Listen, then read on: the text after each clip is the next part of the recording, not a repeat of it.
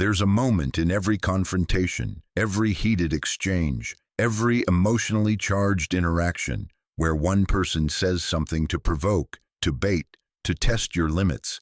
And in that moment, everyone expects you to react, to defend yourself, to fire back, to match the energy. But what happens when you don't? What happens when you just pause, when you stay silent, when you let the chaos unfold around you, but you remain still? That's when everything changes. That's when the dynamic shifts. That's when power rearranges itself in the room. Because silence terrifies people. Not the passive, checked-out kind of silence, but the conscious, aware, intentional kind. The kind of silence that says, I heard you, I see exactly what you're doing, and I'm not giving you what you want. It's the kind of stillness that shakes people to their core, because it forces them to sit with their own noise. Most people don't argue to understand. They argue to dominate. And when you remove yourself from that game entirely, you don't just win, you expose the game for what it is. You expose how reactive the world is, how addicted people are to response, to instant feedback, to emotional energy being thrown back at them. You expose how uncomfortable people are when they can't read you, when they can't trigger you, when you don't respond the way they expected or needed you to.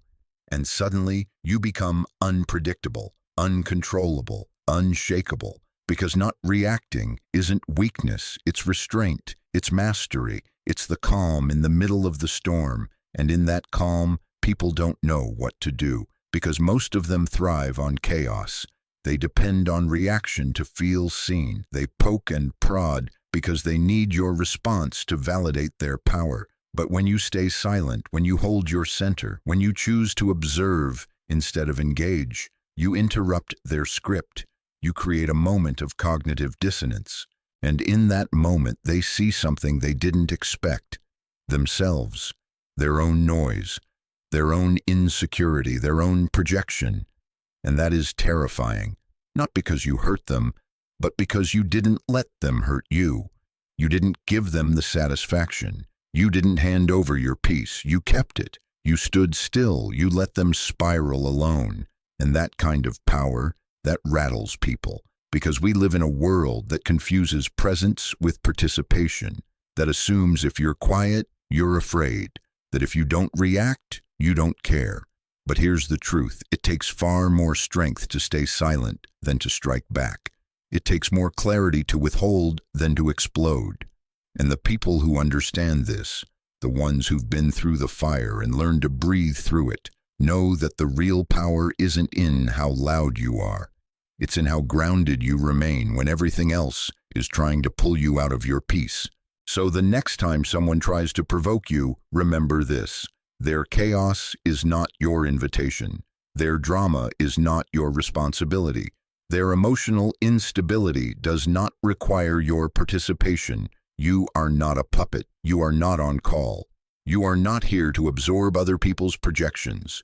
You are here to protect your frequency, to maintain your power, to choose when and if you engage. Because the moment you stop reacting, you stop being controlled. You stop being predictable. You stop playing small, and you step into a level of power that only few ever reach. The power of presence without reaction, of clarity without chaos, of strength without noise. That power lives in your silence, in your stillness, in your restraint.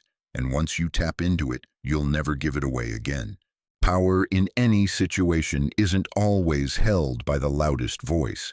It's held by the calmest presence, the one who isn't scrambling to be heard, the one who doesn't rush to respond, the one who doesn't need to prove anything.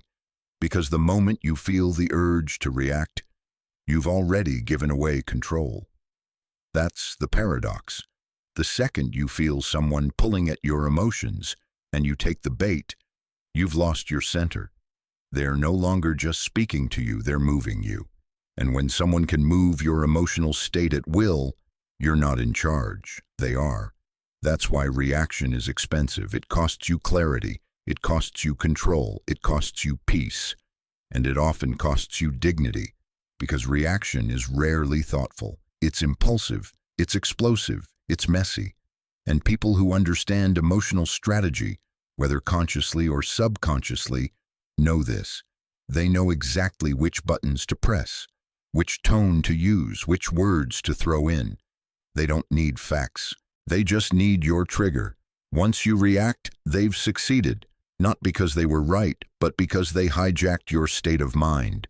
But when you don't react, when you pause, when you breathe, when you refuse to be dragged into their storm, you flip the entire game. You shift the psychological balance. You're no longer dancing to their rhythm. You're setting the tempo. And that unsettles people more than any insult ever could. Because now they're not sure where they stand. Their tactics don't work. Their bait is untouched. They start to question themselves. Did I go too far? Why isn't this working? What are they thinking? That doubt, that moment of uncertainty, is where your power lives. Not in aggression, not in dominance, but in stillness, in self-possession. The real power is subtle. It doesn't need to announce itself. It just exists, quietly, steadily, immovably. When you operate from that space, you're not reacting, you're choosing. And that choice, that conscious control, that's what makes you unshakable. Because most people are walking reactors. They're constantly in motion, constantly responding to stimuli, constantly pulled in 10 different directions. That's not power, that's chaos, that's survival mode. But you're not here to survive. You're here to command your space, to take up energetic territory without having to fight for it. And you do that by mastering your response, by knowing that not everything deserves one, by recognizing that sometimes silence is the highest form of self-respect. Because when you react to everything, you become predictable. And predictability is control's favorite weapon. But when you become less reactive, you become less readable. And unreadable is powerful, because now no one knows what affects you. No one knows what breaks you. No one knows how to shake you. You're operating from within, not reacting from without. And that, right there, is where true control begins. It begins in the space between the stimulus and the response. The moment where you decide who you want to be instead of who they want you to become. That's the space where self-respect is built, where restraint is forged, where maturity grows. You don't always need to defend yourself. You don't always need to explain. You don't always need to answer. Sometimes the highest form of power is to let the storm rage and not be moved by it. Not because you're numb, not because you're passive, but because you've already done the work to know. No one gets to steer your ship but you. And yes, people will be confused. They'll call you cold, arrogant, distant, because you didn't dance to their beat. But don't mistake their confusion for your mistake. Sometimes your silence is the loudest truth in the room. And the ones who get it will feel it. And the ones who don't were never in tune with your frequency to begin with. So when you feel the impulse to react, pause. That pause is your power. That pause is your control. And from that space, you get to choose not just your words, but your energy, your integrity, your alignment. That's what leadership looks like. Not in titles, not in volume, but in the quiet strength of someone who owns themselves fully. And when you own yourself like that, no one else can. Most people don't just want you to react. They need you to. Your reaction isn't just a response to them. It's a validation of them. It tells them they matter, that they got to you, that they still have influence over your emotional world. And whether it's conscious or not, this need runs deep. Because in a world starved for attention, for acknowledgement, for significance, any reaction is a form of proof. Proof that they exist, that they impact you, that their presence causes a shift. And so they poke, they prod, they test, they make sarcastic comments, they push boundaries, not always out of malice, sometimes out of desperation, because when someone has no control over their own inner world, the only way they feel powerful is by shaking yours. But here's what they don't expect. your stillness, your refusal to react, your complete unbothered energy. That's not just silence, that's disruption. You become a mirror, and not the kind that flatters. You reflect back their own instability, their own neediness, their own desperation for control, and that's why your non-reaction terrifies them, because now there's nowhere to hide. Their tactics are exposed, their game is ineffective. Their entire identity, at least in that moment, is built around you reacting, and when you don't, it crumbles, because your silence forces them to feel what they've been trying to avoid, their own discomfort, their own emptiness, their own unresolved emotions. That's why so many people will say things like, "Say something," or "Don't ignore me," or "Why aren't you responding?" It's not about the situation. It's about their fear of invisibility, their fear of powerlessness. You not reacting doesn't just deny them attention. It denies them identity, and that is terrifying. Because most people don't know who they are unless someone is responding to them. Their self-worth is tethered to external validation. Their sense of power is tied to their ability to control others. So when you take that away, they're left with themselves. And for many, that's the scariest place to be. But this isn't about punishing them. It's not about playing cold or superior. It's about understanding that your energy is not a free-for-all. You are not here to be available to every emotional impulse that gets thrown your way. You are allowed to protect your peace. You are allowed to pause. You are allowed to say nothing, especially when saying something would only feed dysfunction. Because not all conversations are meant to be had. Not all energy is meant to be met. Some people are not looking for clarity, they're looking for chaos. And chaos only exists when you feed it. Your silence isn't avoidance, it's discernment, it's strength. It's you choosing not to be pulled into emotional quicksand. And the truth is, the longer you practice non-reaction, the more you see the layers. You begin to notice how often people bait others just to escape themselves. You begin to see how pain gets projected, how insecurity gets weaponized, how fear disguises itself as confrontation. And you no longer take it personally, because you realize it was never about you. It was about them all along. Your reaction was just the trigger they were looking for to distract themselves. So when you don't react, you don't just protect your peace, you hold up a mirror. You give them a gift they might not even be ready to receive. A moment of stillness in which they must meet themselves. And sometimes that reflection is too much. That's when they'll accuse you of being cold, distant, emotionless. But don't fall for it. That's not truth, it's projection. Because your silence disrupted their system. It forced them to sit with the energy they were trying to dump on you. And if that energy feels ugly, it's not because of you. It's because it was always there. You just refused to carry it. And the longer you stay in your center, the more you realize how rare and sacred that kind of restraint is. In a world that screams for attention, choosing stillness is revolutionary. Choosing not to react isn't detachment, it's devotion. Devotion to your own nervous system, to your own clarity, to your own self-respect. It's the quiet knowing that you don't owe anyone your energy just because they demand it. You don't owe anyone your peace just because they're loud. You don't owe anyone a reaction just because they're desperate to be seen. You get to choose, always, and that choice, that's what makes you powerful. Power doesn't always look like dominance. It doesn't always raise its voice. It doesn't always take up space with force. Real power, the kind that rattles people to their core, is calm, it's composed, it's deeply rooted.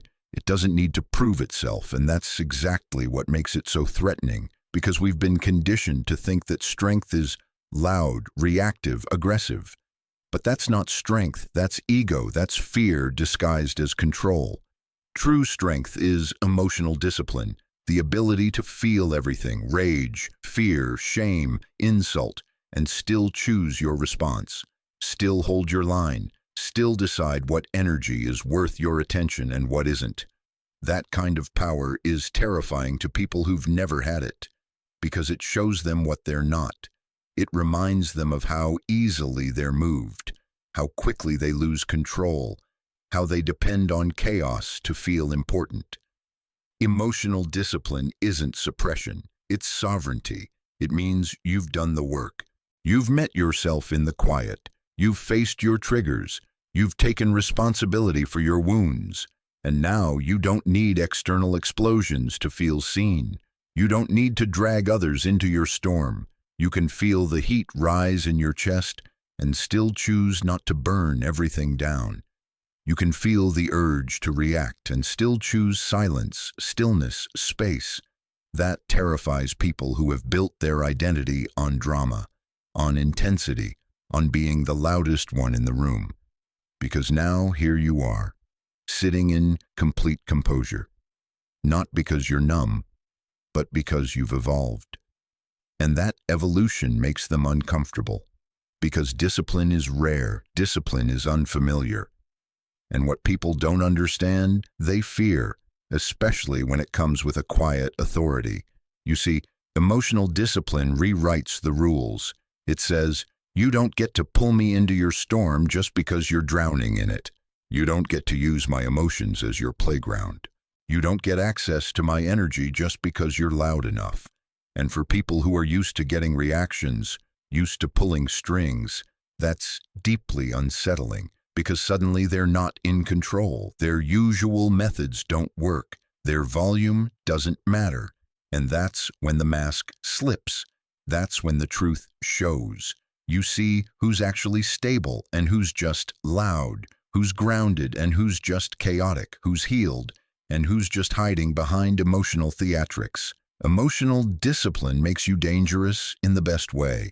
Because now your peace is untouchable. Your energy is yours.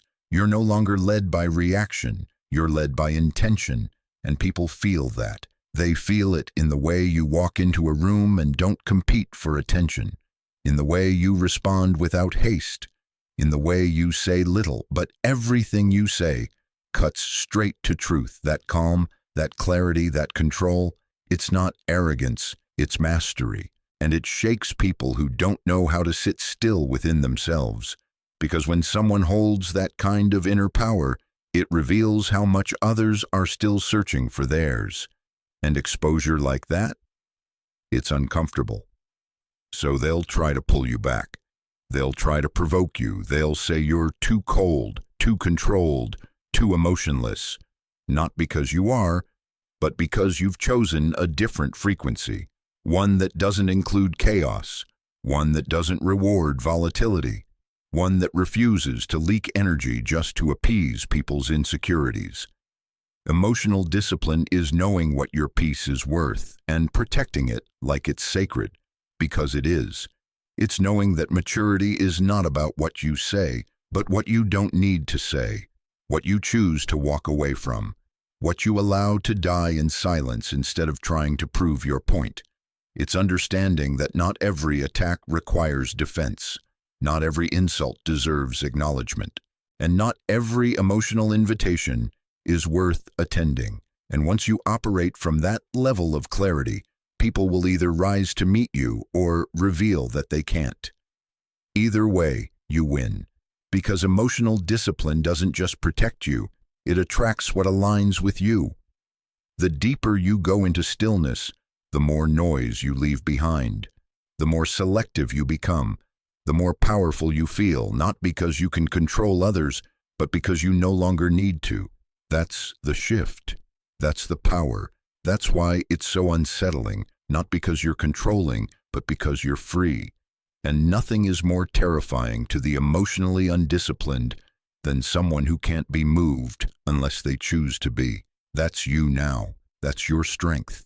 There's something deeply unsettling about someone who doesn't flinch. Someone who doesn't rise to the bait, doesn't try to defend themselves, doesn't need to clap back or explain or retaliate. They just sit there, silent, composed, unmoved, and somehow that silence is louder than any scream, more powerful than any argument, because when you don't react, people are left alone with their own energy, their own guilt, their own projections, their own noise, and the silence, It amplifies all of it. Most people are used to pushing buttons and watching the fireworks. They're used to control through chaos, impact through provocation. But when none of that works, when you don't give them the show they're looking for, it creates a vacuum. And that vacuum feels threatening, because now they're not just unsure of how you feel, they're unsure of how they look. They're forced to face themselves, and they can't handle it. That's the art of unsettling people without doing anything. It's not passive aggression. It's not manipulation. It's simply self-mastery. It's the discipline of not feeding dysfunction, of not giving energy to noise, of not letting other people's storms touch your internal weather. And when you reach that place, you'll notice something strange. Your very presence becomes confrontational, not because you're aggressive, but because you're centered, because you refuse to play games, because you're no longer operating on the same emotional currency.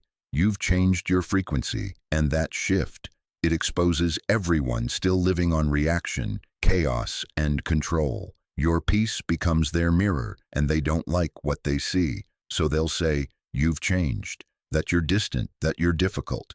And in a way, they're right. You have changed. You've stopped being emotionally accessible to nonsense. You've stopped giving your power away through reactions. And in doing so, you've disrupted the entire dynamic. You've broken the cycle. And yes, it unsettles them. But here's the truth. The moment your absence, your silence, or your calm presence starts to shake people more than your words ever did, that's when you know you've won. Not because you destroyed them, but because you no longer needed to. You didn't have to attack. You didn't have to prove anything. You didn't have to lower yourself. You just stood still while everything around you lost balance. And in that stillness, you claimed a kind of power that can't be taken, only grown. That kind of energy is unteachable. It's earned through pain, through restraint, through choosing maturity when it would have been easier to explode. And now your presence carries weight, not volume, not ego, just weight. The kind that makes people sit up straighter, the kind that makes them think twice before trying to pull you out of alignment. Because they can feel it. You're not easily moved. You're not easily baited. You're not available in the way you used to be. You've become a boundary. And boundaries are powerful because they don't need to be explained. They just are. And people will feel them. Sometimes they'll respect them. Other times they'll resent them. But either way, they'll adjust because they no longer have access to the version of you that reacted to everything, that defended every attack, that chased validation through conflict. That version is gone, and what's left is someone who can hold silence like a sword, someone who can unsettle a room with nothing more than eye contact and stillness, someone who doesn't fight for control because they already are control. That's the final evolution, when doing nothing becomes the most powerful thing you can do, when your restraint becomes your sharpest edge, when your energy walks ahead of you and commands respect before you even speak. That's not magic. That's not manipulation. That's alignment. That's emotional power. And once you've reached that level, you'll realize you no longer care about winning, because not reacting was the win. Not giving in was the win. Keeping your peace was the win. And everything that falls away because of that was never for you in the first place.